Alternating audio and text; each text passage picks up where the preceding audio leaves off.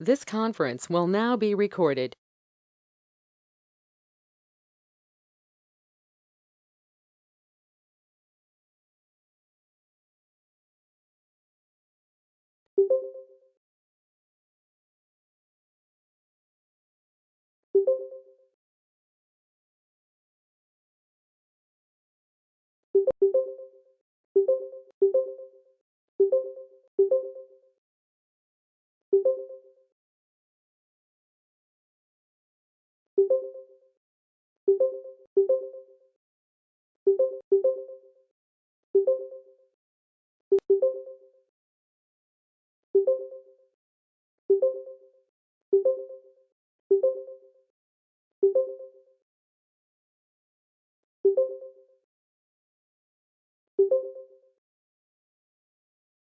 Screen दिख रही है ना बच्चों?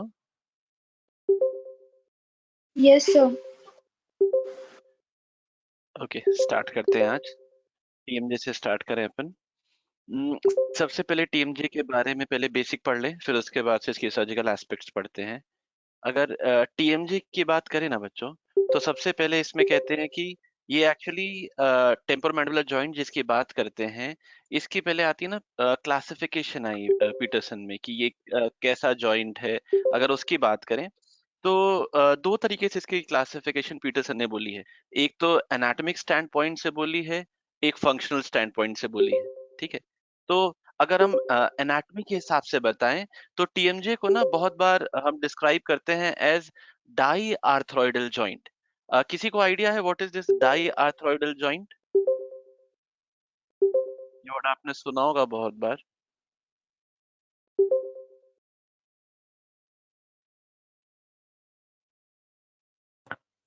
To joints, two hello, bone joint. दो कॉन्डलर हेड है ना सर, तो उधर दो जॉइंट है ना। अच्छा, इसलिए इसको बेसिकली डाई आर्थ्रोइडल जॉइंट बोलते हैं, राइट?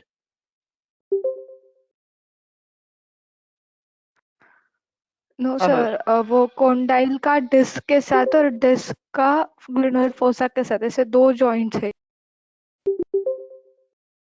ओके ओके, मतलब मानसी का कहना है कि वो दो जो जॉइंट्स हैं उसकी वजह से। जस्ट अ सेकेंड बेटा, स्क्रीन दिख रही है आपको? नहीं। नहीं नो सर। स्क्रीन नहीं दिख रही? एक सेकेंड बेटू, एक सेकेंड, बस एक सेकेंड।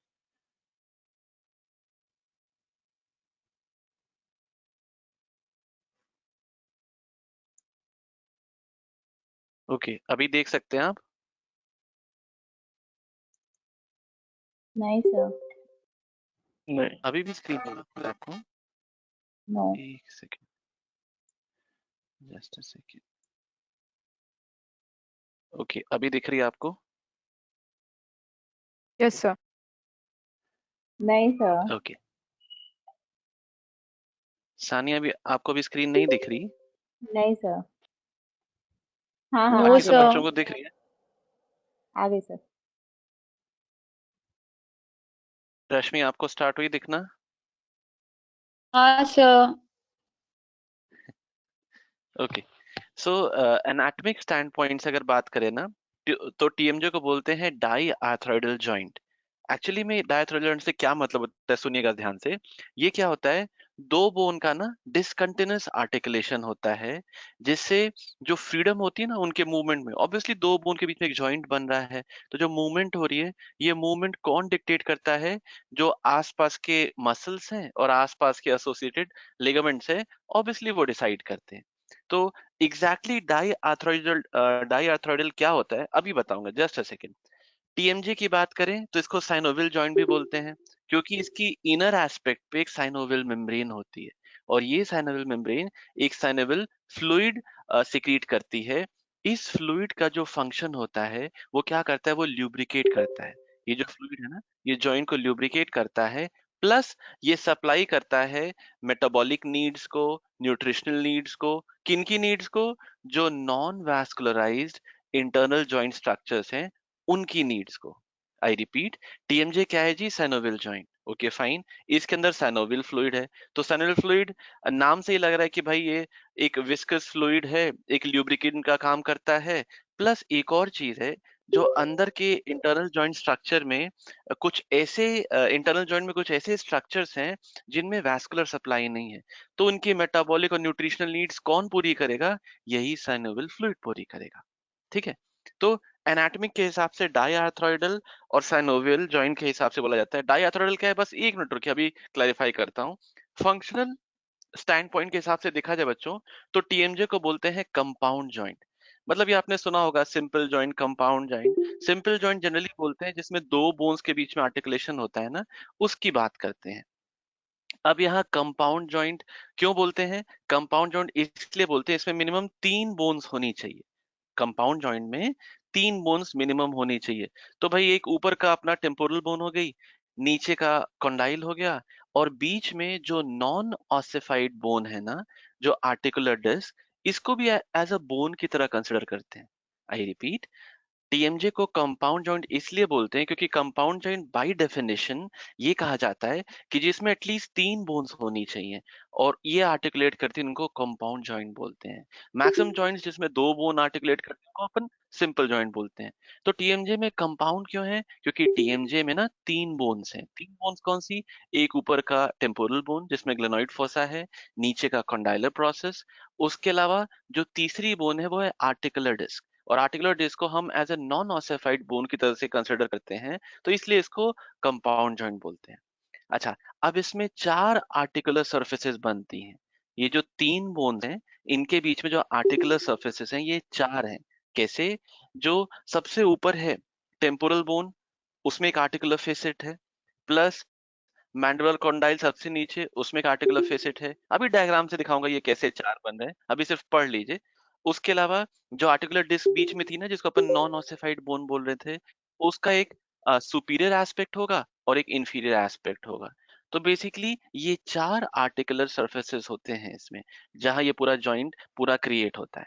और ये जो आर्टिकुलर डिस्क है ना, जिसको नॉन ऑसिफाइड बोन बोल रहे थे, ये टीएमजे को 2 कंपार्टमेंट्स में डिवाइड कर देती है। ये टीएमजे को 2 कंपार्टमेंट्स में डिवाइड कर देती है।